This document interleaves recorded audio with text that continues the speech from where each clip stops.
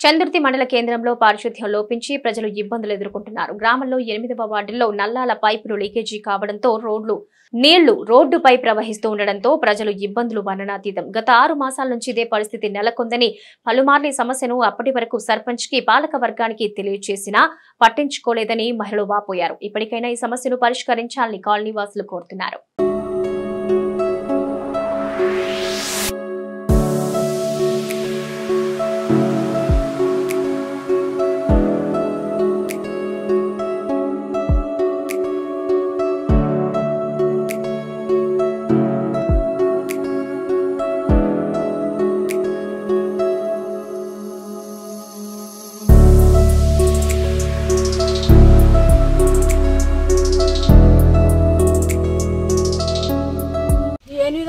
అన్ని నీళ్ళే నల్ల లీక్ అయ్యి ఇప్పుడు మస్తు రోజులు పైపులు లీక్ అయినా ఇప్పుడు 22 ఏళ్ళ ఎవరు కూడా పట్టించుకుంటారు చెప్తే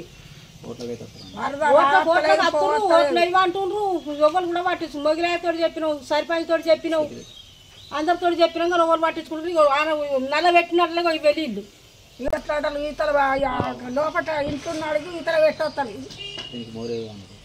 మోరి కట్టారు మోరి లేకుండా మరి నీళ్లు నల్ల 2 ఏళ్ళ సుంది గిట్లా పోతే ఎట్టుంటాయి